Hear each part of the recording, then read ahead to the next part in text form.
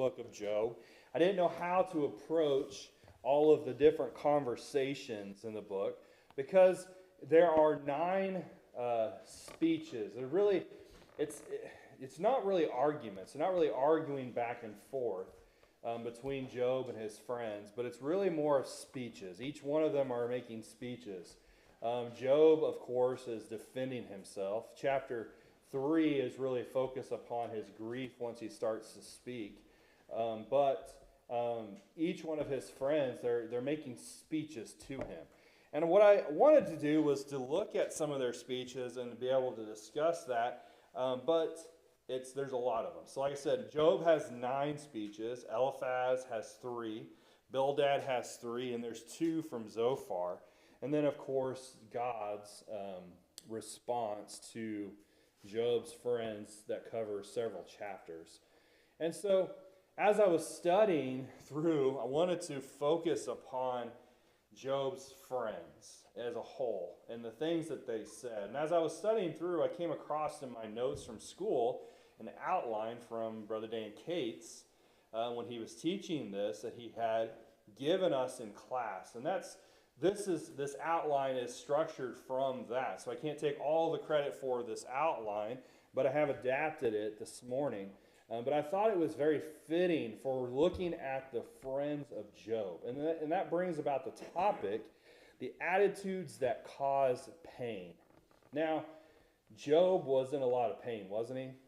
And as you read the book, did his friends help that pain? No, not at all. And so we can see that his friends caused him so much pain. You know, it makes a person think, when you look at the way his friends reacted, it makes you think, what could I do in that similar situation? What could I do for someone that is suffering, someone that is going through struggles?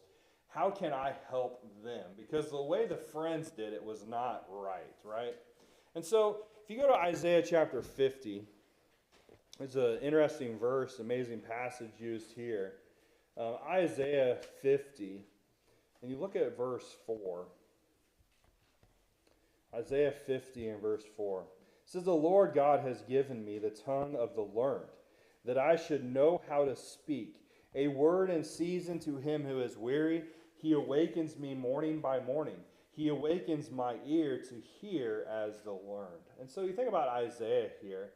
You think about this speech that he is saying. He says God has given him the word in season to him who is weary. It's the idea of being able to say the right things in the right situation. If a person is happy and cheerful, being able to encourage them and help and rejoice with them. But for one that is weary, one that is struggling, the words that need to say in that situation. And so the desire is to know how to sustain with him words that is weary. And so, you know, think about Job chapter 13. Go with me to Job 13. Look at verse 5. Job 13 and verse 5. It says, "Oh, that you would be silent, and it would be your wisdom." Now Job is responding to his friends, and he is saying, "I wish that you would be silent. I wish that you would stop talking," because their words were hurting him more than they were even helping. And it's easier, right? It's easier to say words that hurt than it is to say words that heal. And that's Job's friends. And you go to Colossians chapter 4, which was our scripture reading this morning. Colossians chapter 4, notice verse 6. Colossians chapter 4, in verse 6 says, "Let your speech always be with grace, seasoned with salt, that you may know how you ought to answer each one." We want to say the right things. And when we are in that situation, we want to be able to say the right things for someone that is struggling. And so sometimes seeing how others did things wrong can help us do the right thing, right? We see how Job's friends handled it wrong. It'll help us in making better choices. And so we're looking at the attitudes that they have, and in particular Eliphaz. Eliphaz was probably the worst friend. You think about Eliphaz, he's the first one to speak. He has some of the harshest words for Job. And why is that the case? We don't know. We don't know their background. You can speculate a lot on why they were the way they were. They maybe were jealous of Job, that he had such a great life, and then to see his destruction kind of gave them some joy. And so they were using that opportunity to feel better about themselves. We don't know. But there's some thoughts there, and we think about it. But the first thing I want to notice, and what we can learn from how they treated Job, is that inhumanity causes pain. Inhumanity causes pain. And that's found in Job chapter 6. We're going to be spending a lot of time there in the book of Job, in the first chapter 6 of the book of Job. But in Job chapter 6, of course, Job is giving a response. And this response is to Eliphaz. And this is the first speech of Eliphaz, chapter 4 and chapter 5. And so chapter 6, here is Job, verse 14. Notice it says, "To him who is afflicted, kindness should be shown by his friend, even though he forsakes the fear of the Almighty." Job is saying, you should be a friend who looks at the afflicted and shows kindness. But yet you are inhumane. You're inhumane. You're not treating me correctly. You're not looking at the situation and looking at ways that you can help. There are certain things that are characteristics of most people, right? When the natural disaster hits, what do most people want to do? Want to help, right? If a tornado strikes close by, there'll be a lot of people in this community jumping up to help, right? We see that. It's characteristics of most people. When someone's hungry, most people want to help that person. When someone is discouraged, they want to help cheer them up, or be that shoulder to cry upon, or be that person that can be the one that they can talk to. That's really a natural characteristic of most people. And, that's a biblical principle. Go with me to Romans chapter 12.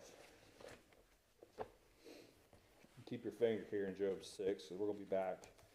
But in Romans chapter 12, look at verse 15.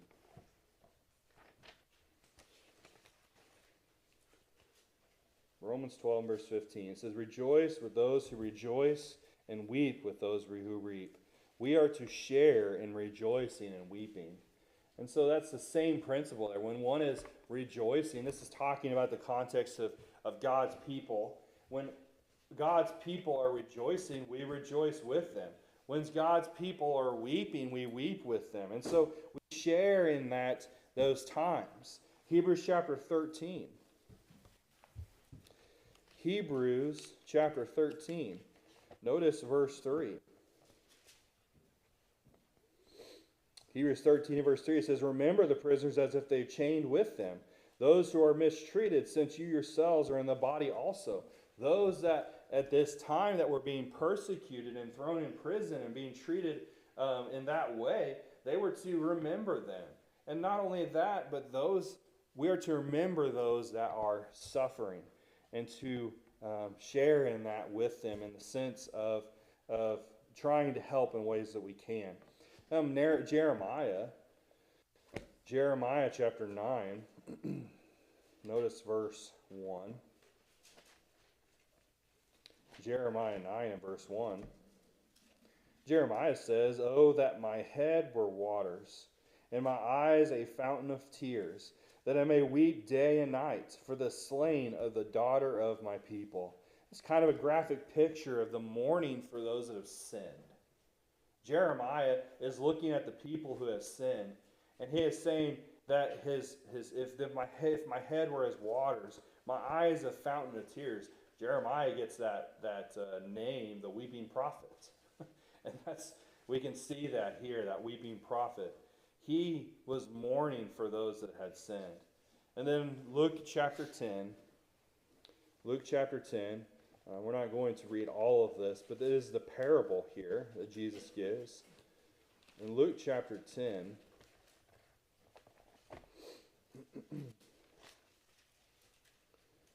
And the context is verse 33 through verse 37. But notice verse 33, it says, "But a certain Samaritan, as he journeyed, came where he was, and when he saw him, had compassion. So he went to him and bandaged his wounds, poured in oil and wine, and set him on his own animal, brought him to an inn, and took care of him."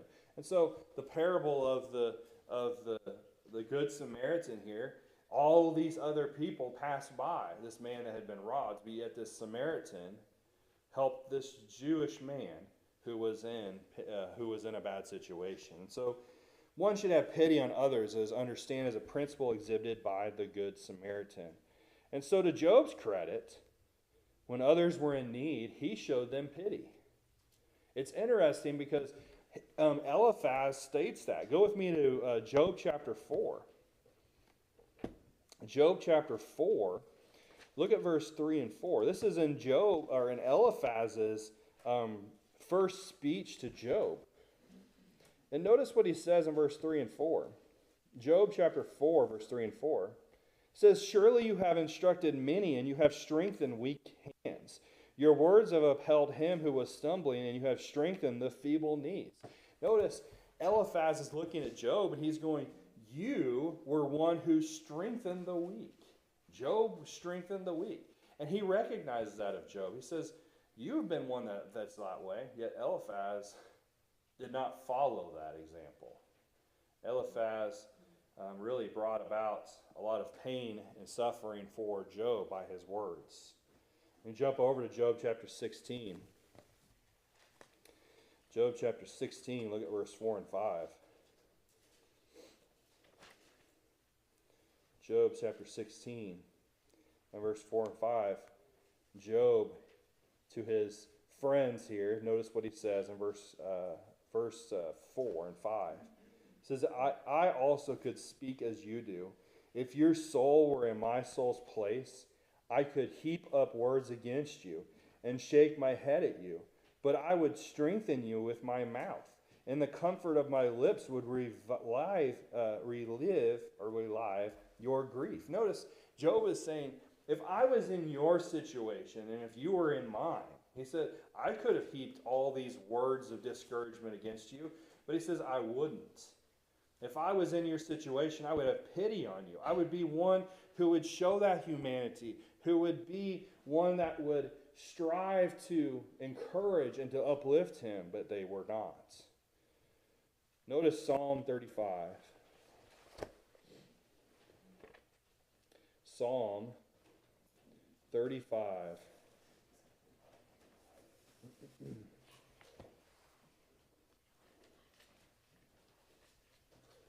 We're going to look at verse 13 through 15. Psalm 35, 13 through 15. Psalmist says, "But as for me, when they were sick, my clothing was sackcloth. I humbled myself with fasting, and my prayer would return to my own heart. I placed about as though he were as my friend or my brother. I bound down heavily as one who mourns for his mother. But in my adversary they rejoiced and gathered together attackers against me, and I did not know it. They tore at me and did not cease." Job's reaction to other suffering was the fact that he would have been that encourager, that one that showed humanity to him, but they did not. Sadly, his friends did not act like others, but acted inhumane to him. Here's a couple examples. Notice Job chapter 19. Job chapter 19, look at verse 21. Here Job is pleading with his friends because some of the things that they said we're going to see in a second. But Job 19 and verse 21. Job says, have pity on me, O you my friends, for the hand of God has struck me." And that's a response to what Bildad said. Notice chapter 18. Job 18. Notice verse 2 through 4. Job 18, 2 through 4. Bildad, in speaking, says this, "How long till you put an end to words?" Let's rephrase that. Bildad is saying, how long till you just be quiet? Gain understanding, and afterward we will speak. He's saying to Job, will you quit talking? Will you quit trying to defend yourself? When are you going to stop speaking and listen to what we're telling you? Verse 3, why are we counted as beasts and regarded as stupid in your sight? You who tear yourself in anger, shall the earth be forsaken for you? Or shall the rock be removed from its place? They're saying you regard us as beasts. You aren't even listening to us. You won't keep your mouth shut. You need to listen, because what are they saying? Well, as you read what their friends say, they say Job had sinned. And so because he had sinned, he needed to repent and needed to change, and God would bless him. Job, as we talked about last week, he held to his innocence. He knew he had not sinned. He knew he had not done anything wrong. And that suffering was happening because he was being tested. And so his friends did not show him pity. Go over to chapter 15, to Eliphaz again. And of course, Eliphaz speaks 3 different times. This is one of his speeches. Job chapter 15, notice verse 5 and 6. It says, for your iniquity teaches your mouth, and you shall choose the tongue of the crafty. Your own mouth condemns you, and not I. Yes, your own lips testify against you. Eliphaz says, your iniquities are what has brought you to this point, and you are making things worse by defending yourself, by claiming you're innocent. You're lying. And so, does that sound like friends that have pity? Does that sound like friends who is trying to be humane in a sense to him? No. They were not showing him pity. W.C. Lewis, which is the pulpit commentary, if you've ever used that, made this quote. It says, the withholding of sympathy from one in his condition was a deplorable dereliction of duty and a manifest token of unfeeling barbarity. Basically, their treatment of Job was extremely barbaric. It was extremely inhumane. They didn't care. Why is that? Well, there's a lot of speculation, as I said. They could have been jealous. They could have been glad to see him be hurt because of how great his life was. It could have been that they just were not righteous like him, and they were jealous of that. I don't know. There's a lot of speculation, but why they did that was terrible. And so we can learn from Job's friends that we must strive to be humane to those who are in pain. We need to have those characteristics of helping and showing pity and be encouraging to those that are in pain, because if we don't, it causes more pain. Second thing, Job chapter 6. Go back to Job 6. Notice verse 15 through 21. Job chapter 6, verse 15 through 21. It says, my brothers have dealt deceitfully like a brook, like the streams of the brooks that pass away, which are dark because of the ice, and into which the snow vanishes. And in warm they cease to flow. When it is hot, they vanish from their place. The paths of their ways turn aside, they go nowhere and perish. The caravans of Tema look, and the travelers of Sheba hope for them. They are disappointed because they are confident. They come there and are confused. For now you are nothing, you see tear and are afraid. And so notice the second thing, insincerity causes pain. His friends were not sincere in their comfort. Now if you notice, you go back to Job chapter 2, his friends at the end traveled a long ways to come to him, and they sat with him for 7 days in silence, while Job was in his state of ashes and sackcloth. They just sat with him and didn't speak. And their purpose, as stated there, was to comfort him. But as first thing that Job speaks, Eliphaz starts in. And so notice the insincerity. Job notices that in this chapter 6. And Job paints a vivid picture of the harm that his friends had done because they were deceptive. They were deceptive. They were not sincere in their comfort. They were deceptive. And look at the picture. How were these friends deceptive? Well, they were like brooks or wadis of the promised land. Now, if you've probably never heard the word wadi, if you study the area of Egypt and the wilderness area and up into Israel, they have these things they call wadis. Well, wadis are brooks or streams. And what would happen is that a traveler would be coming along, and there's, the wilderness area is mountainous, it's rocky, and there's this valley and there's this wadi or this brook. And they would look at it and go, okay, well, there's water, so we'll follow this brook, and we will always have water.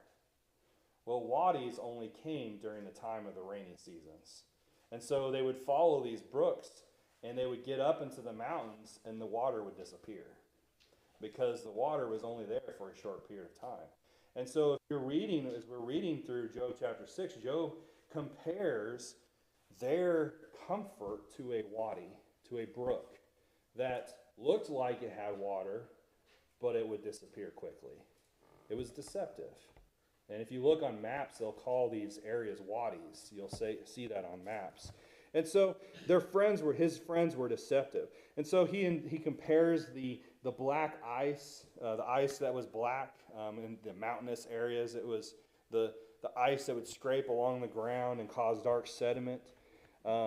They were compared to this wadi. And so it didn't provide any comfort that he needed. And so here the attitude of the friends was insincerity. Notice Job chapter 2 and verse 11. Job chapter 2 in verse 11.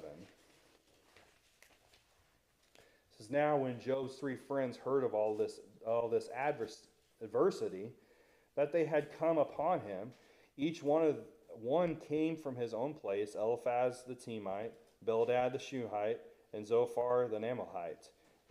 For they had made an appointment together to come and mourn with him and to comfort him. So that statement was used to talk about their comfort, but they pretended to comfort him, as we see through the rest of the book. Notice chapter 13, Job 13, and verse 26. Job 13 and verse 26. Job says, for you write bitter things against me and make me inherit the iniquities of my youth. He calls their comfort bitter. Their comfort was bitter. Job chapter 13, go back to verse 4. He says, but you forgers of lies, you are all worthless physicians. Job called them forgers of lies. He calls them the worthless physicians. Physicians are supposed to help, right? And they were supposed to help, but they were worthless. They were forgers of lies. They had no intent in bringing him comfort. And so how can we show sincere comfort so that we do not cause more pain for one that is suffering? Well, when I think about that, I think of 1 Corinthians chapter 13. 1 Corinthians chapter 13. Look at verse 4 through 7. These are, as we go through these, all of these things are nothing that his friends had for him. But notice verse 4 through 7. It says, love suffers long and is kind. Love does not envy. Love does not parade itself, is not puffed up, does not behave rudely, does not seek its own, is not provoked, thinks no evil, does not rejoice in iniquity, but rejoices in truth, bears all things, believes all things, hopes all things, endures all things. These are all characteristics that his friends did not have. They had envy, seems like. They did not think no evil. They were not a comfort to him at all. They didn't show him love. So how can we do that? Well, we comfort them out of love. Notice the next thing, Matthew 7 and verse 12. Matthew 7 and verse 12. Jesus said here, we call this the golden rule. Therefore, whatever you want men to do to you, do also to them, for this is the law and the prophets. One of my instructors in school would say, treat them as they deserve. We'd say, well, we treat others the way that we would want to be treated. Well, treat them the way they deserve. His friends did not treat Job the way that he deserved. And really, his friends did not treat him the way that they would have wanted been treated in that situation. And so, treating others as they deserve. And so we can learn from Job's friends that we must be sincere in helping those that are in pain, because if we don't, that insincerity will cause more pain. Job saw it quickly, and it caused him more pain. The last thing we'll notice, go back to Job chapter 6. Notice verse 22 and 23. Job says this, "Did I ever say, 'Bring something to me,' or offer a bribe for me from your wealth, or deliver me from the enemy's hands, or redeem me from the hand of oppressors?" Job here, and the third thing we're going to notice is the insensitivity causes pain. His friends did not have any comfort for him, as we've already talked about. Job says, "I didn't ask for anything from you. I didn't ask for money to replace what I've had. I didn't ask for possessions. I didn't ask for any of that. All I asked for was your pity. All I asked for was your comfort." And they didn't give it. Job chapter 16, look at verse 2. Notice what Job says here. Job 16 and verse 2. Job says, "I have heard many such things. Miserable comforters are you all." Of these friends, Job says, "Miserable comforters are you all." You know, if one is not aware of the suffering of another, he will have a difficulty comforting. You know, when someone has deadened and not paying attention to when others are in pain or suffering or need help, they're never going to be there to be that help. And his friends did not have that sensitivity to his situation. In Job 6, like I said, in verse 22 through 23, Job had not asked for goods from them. He just asked pity. Job had not asked for them to replace the things that he had been taken from him. He just asked for pity. Job had not asked them to fight his battles for him. I know there were several things there. Goods, or to replace or fight. Job had not asked them to fight his battles for him, just pity. And that's what he says in those two verses. Job had not asked them to save him either, just pity. They had no sensitivity for the situation that he was in. You know, when one needs assistance, everything that we can do, just even a little bit that what we can do, helps a lot. If his friends had just shown a little bit of comfort, that would have helped Job immensely, but they didn't. And so we can learn from that. You know, not everyone can go the extra mile, but everyone must take the first steps in helping those that suffer. Jesus said in Matthew chapter 5, verse 41, if one asks you to go the extra mile, you do it. Or to go a mile with you, go an extra mile. Go as far as you can to help that person. And so we should be ones that are willing to do that. 1 Timothy chapter 6. 1 Timothy chapter 6. Look at verse 17 and 18. 1 Timothy 6, verse 17 and 18. It says, "Command those who are rich in this present age not to be haughty, nor to trust in uncertain riches, but in the living God who gives us richly all things to enjoy. Let them do good, that they may be rich in good works, ready to give, willing to share." If we have the ability, we should help others. In Galatians chapter 6 and verse 10. Galatians chapter 6. Look at verse 10. Paul says to the Galatians, "Therefore, as we have opportunity, let us do good to all, especially those who are of the household of faith." We should strive to do good when we can. In Job 13, one last verse. Job chapter 13. And look at verse 4. As we stated and read this verse earlier, Job 13 and verse 4. Job said, "But you forgers of lies, you are all worthless physicians." Job's friends did not do anything that helped him. And Job says, "You are a physician of no value," basically. You're a worthless physician. And so we can learn from Job's friends that we must try to be aware of others that are suffering and do what we can to help them. It may be just a little bit, but showing that desire to help them, to show pity, to bring comfort to them, can help their pain. And if we don't, it can cause more pain, just like it did for Job.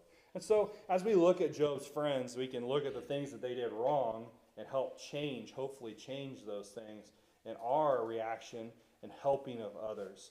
And so let us desire to sustain with words them that are needy, as the phrase stated in Job chapter 6, as Job stated. And so we can learn from this example to help others that may be in pain. And so this morning, Jesus offers comfort to those that are in pain. In Matthew chapter 11, in verse 28 through 30, Jesus says, "Come unto me, all you that are labor and heavy laden, I will give you rest. Take my yoke upon me, and learn of me, for I am meek and lowly in heart, and you will find rest unto your souls." Jesus brings comfort to those that are in pain. He is not like Job's friends at all. And so this morning, if you are in need of that comfort, you first can have that comfort of your soul by becoming a Christian, having that guilt removed. And if you are not a Christian, I encourage you to not wait, to not put it off. Or if you need that comfort as a Christian that God provides, you can find that in Him. And so if you're not a Christian, I encourage you to not wait, but to do it today as we stand, as we sing.